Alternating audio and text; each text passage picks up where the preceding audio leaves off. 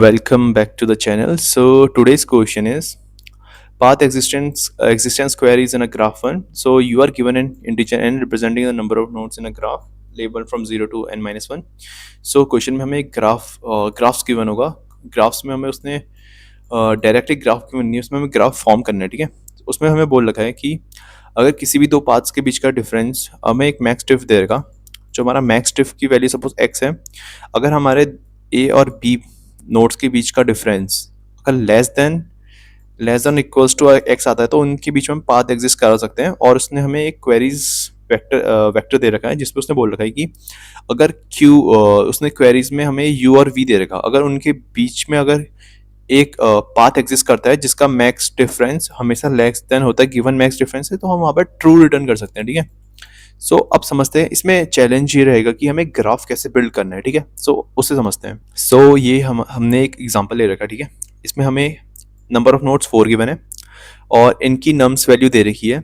Zero पे 2 है, 1 पे 5 है एंड 2 पे 6 है एंड 3 पे 8 है. ठीक है, यहाँ पर मैंने लिख रखा है. ठीक है, और हमें जो मैक्स डिफरेंस की वैल्यू दे रखी है जिसके बेसिस पे हमारा आंसर बनेगा. सो मैक्स डिफ भी मैं यहाँ पर लिख देता हूँ. मैक्स डिफ इक्वल्स टू हो जाएगा आपका 2 गिवन है क्वेश्चन में.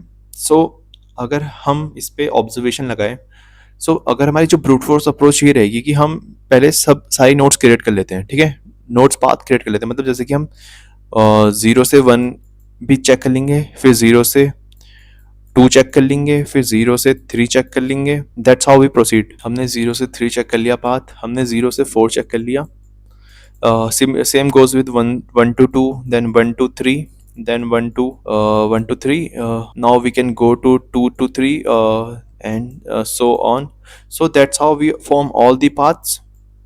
So as we can see that जब हम सारे पाथ्स फॉर्म करेंगे ना तो हमारी टाइम कॉम्प्लेक्सिटी हो जाएगी.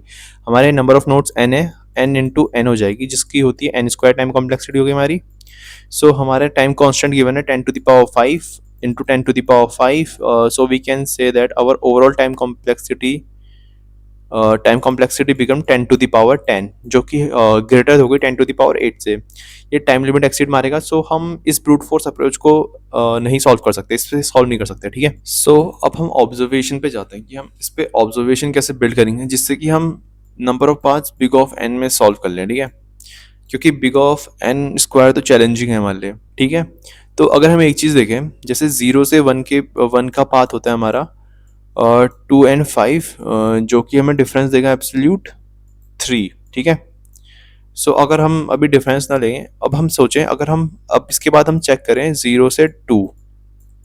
ठीक है, 0 से 2 हमें क्या देगा? 0 से 2 हमें देगा 0 से 2 हमें देगा अगर हम 0 पे वैल्यू 2 है और तो 0 पे वैल्यू 2 है एंड 2 पे वैल्यू हमारी 6 है. इनका एब्सोल्यूट डिफरेंस होगा 4. अगर हम अब फाइनल देखें 0 से फॉर्म होने वाले पे, 0 से 3 पे जो पाथ फॉर्म होगा वो होगा 0 to 3 पे जो पाथ फॉर्म होगा that will be 2 and 8. That's gonna give us absolute difference of 6. अगर हम सारे डिफरेंसेस लिख दें यहाँ पर, सो हम हर एक पाथ का डिफरेंस देखें. 0 से 1 का डिफरेंस 3 आया, 0 से 2 का डिफरेंस 4 आया, 0 से 3 का डिफरेंस 6 आया. तो हमें एक चीज़ दिख रहा है कि ये हमेशा इंक्रीजिंग ऑर्डर में बढ़ रहा है ना, ये इंक्रीजिंग ऑर्डर में जा रहे हैं, सारे डिफरेंस हमेशा ग्रेटर आते रह रहे हैं. तो हमें यहाँ से एक चीज़ तो पता चल गई कि हमें हर बार एक ग्रेटर वैल्यू मिलेगी जब हम 0 से चेक करेंगे 1 के लिए. अब 0 से 2 जाएंगे तो it will be definitely greater than 0 1. ये बड़ा ही होगा और ये भी बड़ा होता जाएगा क्योंकि ये शॉर्टेड फैशन में है, असेंडिंग ऑर्डर में है. Similarly goes with 1 to 2 and 1 to 3. तो क्या आप ये सोच सकते हो कि हम पहले पाथ ना चेक करते हुए हम सिर्फ एडजेसेंट के लिए चेक करें? क्योंकि अगर एडजेसेंट सेटिस्फाई करेगा तो ग्राफ तो एक कनेक्टेड पेयर फॉर्म करता है ना, जैसे कि 1 से 2 एक कनेक्टेड पेयर फॉर्म करेगा तो ये भी कनेक्ट हो जाएगा अगर ये difference greater than less than हो जाएगा. अगर आपको समझ में नहीं आया तो मैं इसी पे ड्राई रन करके दिखाता हूँ. ठीक है, सो मैंने आपसे बोला कि हम यहाँ पर एडिशन जाएंगे क्योंकि हमारा सॉर्टेड ऑर्डर में फैशन है ना, तो इसमें ऑब्जर्वेशन लग रही है तो हमने एडिशन चेक करे खाली. तो अगर यहाँ पर हम देखें, अगर हम फॉर्म करें, हमने 0 से 1 का पाथ देखा, डिफरेंस आया 2 - 5. That's gonna give us 3 which is greater than our max difference. ठीक है, सो हम इस पे पाथ फॉर्म नहीं करेंगे, अब हम दूसरे पे जाएंगे. So our second value will be 1 to 2. हम पाथ फॉर्म करेंगे. 1 to 2 का पाथ डिफरेंस आएगा 5 and 6. That's gonna give us 1. 1 is not greater than equals to M D. So हम यहाँ पर पाथ फॉर्म कर सकते हैं. सो हमने 1 और 2 के बीच में पाथ फॉर्म किया, ठीक है, और यहाँ पर मैक्स डिफरेंस हो गया हमारा 1. Now we proceed ahead. So हम चेक करेंगे 2 से 3 का पाथ. 2 से 3 का पाथ होगा हमारा यहाँ पर 6 minus 8. That's gonna give us the value 2.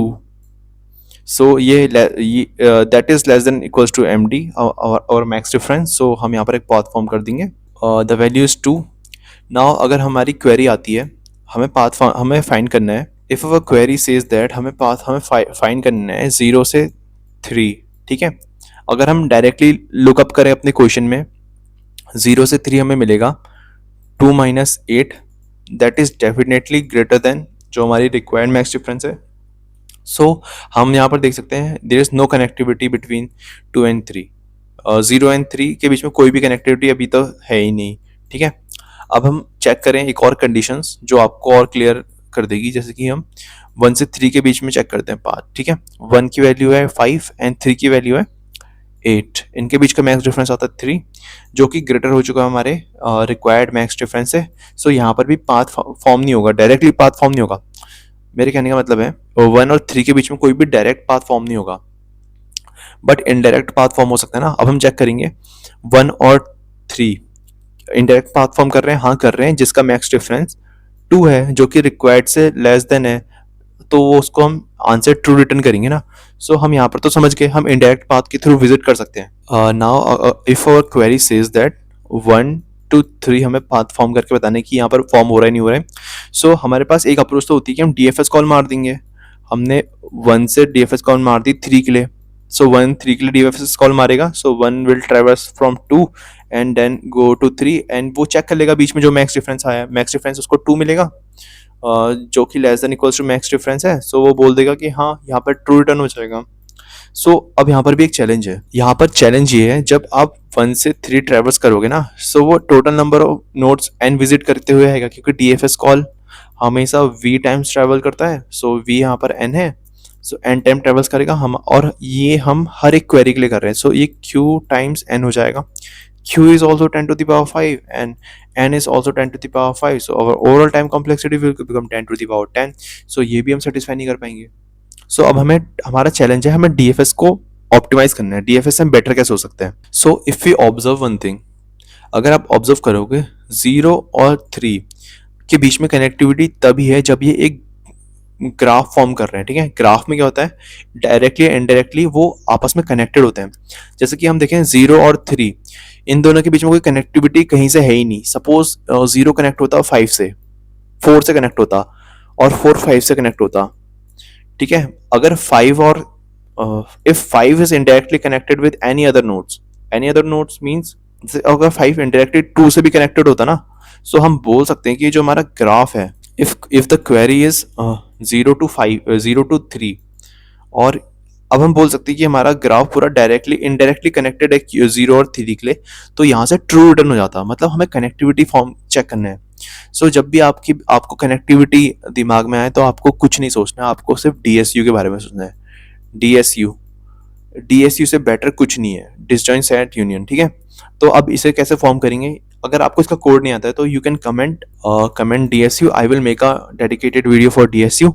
So DSU से समझने से, सो यहाँ पर मैंने सिमिलर एग्जांपल ले रखा है. अब हम with the help of DSU से मेंटेन करते हैं, ठीक है. सो हमारी पहली क्वेरी है, हमें 0 से 1 ट्रेवर्स, हम वही सॉर्टिंग वाला लॉजिक तो हमारा सेम रहेगा, हमें एडजेसेंट चेक करते हुए जाना है, ठीक है. सो मैंने क्या करा, मैंने 0 से 1 के बीच में कनेक्टिविटी देखी, कितनी आई डिफरेंस हमें मिला 3, जो कि ग्रेटर देन हो गया हमारे रिक्वायर्ड डिफरेंस जो कि हमारा 2 है. सो हम इनके बीच में कोई पाथ फॉर्म नहीं करेंगे, ठीक है. अब हम आगे बढ़ते हैं. अब हम चेक करते हैं 1 से 2 के बीच में. 1 से 2 के बीच में हमारा डिफरेंस आता है 5 minus 6 is 1, absolute is 1, then it is less than. So ये हमारे फॉर्म कर रहा है, तो हम एक पाथ फॉर्म कर देंगे 1 और 2 के बीच में. सो 1 और 2 के बीच में पाथ फॉर्म करने के लिए हमें क्या करना पड़ेगा, हमें पहले इनके पेरेंट्स चेक करने पड़ेंगे. बोथ पेरेंट्स आर डिफरेंट, दोनों के पेरेंट डिफरेंट है. तो जो डीएसयू का लॉजिक होता है वही लगा रहा हूँ. 1 और 2 के पेरेंट डिफरेंट है, तो हम इन दोनों के बीच में यूनियन फॉर्म कर लेंगे। सो यूनियन फॉर्म करेंगे तो इन दोनों में से किसी की एक रैंक बढ़ा देंगे। सो मैंने अगर इसको वन जो टू वाला नोड था उसको भी वन का पेरेंट बना दिया, वन को उसका पेरेंट बना दिया, तो हम वन की रैंक इंक्रीज कर देंगे।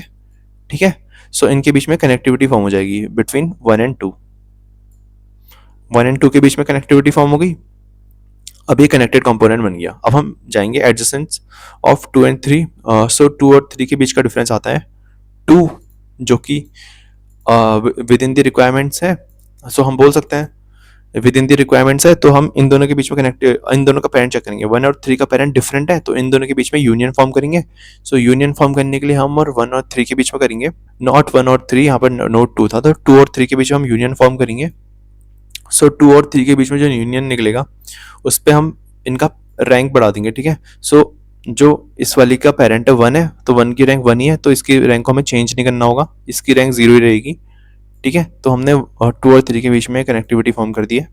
सो नाउ अब हम इसमें डायरेक्ट क्वेरी मार सकते हैं। ठीक है, अब इसमें डायरेक्ट क्वेरी मार के देखते हैं। सो अब हम क्वेरीज परफॉर्म करते हैं। सो क्वेरी है हमारी 0, 1। सो पहला हमारा 0 है, so Q is our 0। I can say you हमारा 0 हो गया और वी हमारा 1 हो गया। ठीक है, अब हम इसमें चेक करेंगे, पहले हम इनके पेरेंट चेक कर लेंगे। सो यू का जो पेरेंट है एट 0 इज 0 एंड जो वी का पेरेंट है एट 1 इज 1। ठीक है, सो अगर हमने देखा यहाँ पर इनके पेरेंट्स मैच ही नहीं कर रहे हैं, तो मतलब ये एक कंपोनेंट फॉर्म नहीं करेंगे, सो यहाँ पर फॉल्स रिटर्न हो जाएगा। ठीक है, जब कंपोनेंट सेम होंगे तो हम रिटर्न ट्रू कर देंगे। अब हम चेक करते हैं 0 और 2 के लिए।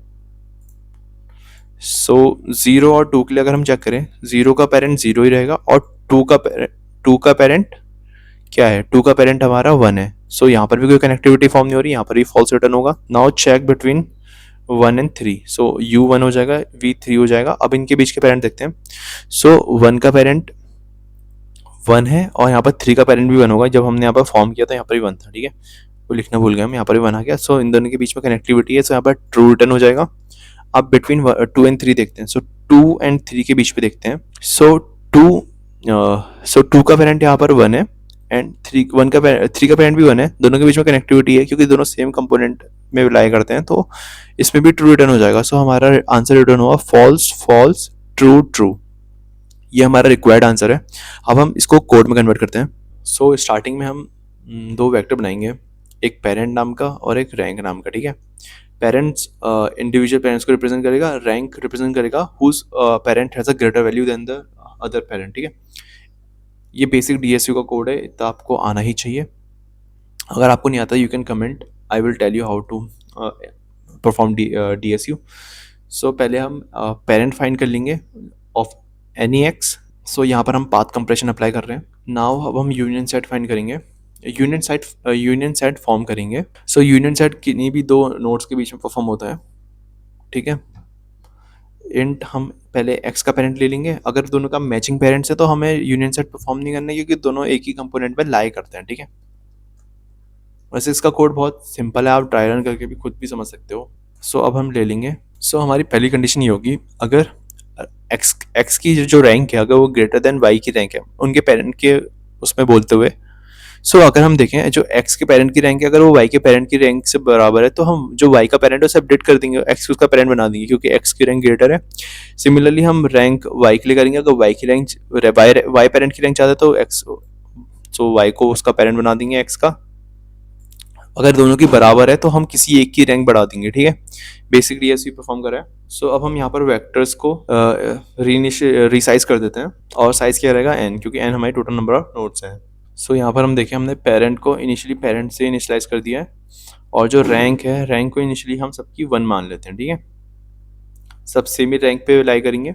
अब हम क्या करते हैं, अब हम इंट i इक्वल टू 0 से i लेस देन n-1 तक चलाएंगे और i प्लस प्लस करेंगे। अब हम एडिसेंट नोड्स के बीच में पाथ फॉर्म होता है नहीं होता ये चेक कर सकते हैं। ठीक है, जो मैंने आपको लॉजिक बताया था कि सॉर्टिंग इसमें यूज़ क्यों करी गई है उसका मेन लॉजिक यही है, अगर पाथ इंक्रीज होता रहेगा तो डिफरेंस बढ़ते रहेगा। सो हमने यहाँ पर यूवी नोड इनिशियलाइज करी और हमने उनके बीच का डिफरेंस चेक कर लिया। डिफरेंस हमें एब्सोल्यूट डिफरेंस चेक करना है। अगर उनके difference less than equals to max difference मतलब विद इन द रिक्वायरमेंट्स है तो हम क्या करेंगे, हम उनका यूनियन सेट कर देंगे। अब उन्हें एक सेम कंपोनेंट में इनिशियलाइज कर देंगे यू और वी नोड को। Just pretty basic. ठीक है, हमने इतना करा। अब हम क्या करेंगे, वेक्टर एक बुलियन वेक्टर बना लेंगे जिसमें हम आंसर रिटर्न करेंगे। ठीक है, सो हम क्वेरी वेक्टर में ट्रैवर्स करते हैं। सो जो क्यू का फर्स्ट है वो u v, so q zero represent करेगा यू को और क्यू वन रिप्रेजेंट करेगा वी को, ठीक है। ये दो नोड्स भी हमें गिवन है।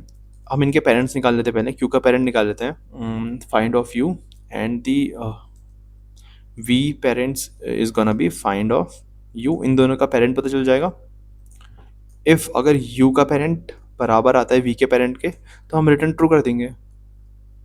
रिटर्न ट्रू नहीं करेंगे, हम स्टोर ट्रू कर देंगे, क्योंकि दोनों सेम कंपोनेंट में लाई करते हैं। So that's the answer of this. अगर वो सेम लाइन नहीं करते हैं तो उनके बीच में कोई भी कंपोनेंट फॉर्म नहीं हुआ अभी तक। So just return at false over here. At the end return कर देना अपने आंसर को। So we have successfully run our code. अगर हम इसकी अब टाइम एंड स्पेस कॉम्प्लेक्सिटी की बात करें, सो जैसा कि हम देख सकते हैं, जो ये big of, so union and find they take around Ackermann alpha बोल सकते हैं, अल्फा टाइम्स एन, जो कि आपका इक्विवेलेंट होता है बिग ऑफ वन के इक्विवेलेंट मान सकते हो। सो यहाँ से तो हमें बिग ऑफ वन का सोल्यूशन मिल जाएगा। अगर हम यहाँ चेक करें, ये बिग ऑफ, यहाँ से हमें एन टाइम वन, यहाँ से एन मिलेगा, यहाँ से भी एन मिलेगा, और हम यहाँ पर क्यू टाइम चला रहे हैं। सो ओवरऑल टाइम कॉम्प्लेक्सिटी हम बोल सकते हैं T C will be big of N plus Q. So यहाँ से big of N plus Q equivalent to 10⁵ ही रहेगा। और यहाँ पर स्पेस कॉम्प्लेक्सिटी बोलें तो S C is gonna be big of N plus Q, ठीक है। सो हमें दोनों तरफ से अपनी टाइम कॉम्प्लेक्सिटी क्या लिखी, एन प्लस क्यू। सो ये हमारा सॉल्यूशन हो गया। If you like the video please subscribe the channel and the code is in the GitHub and stay consistent.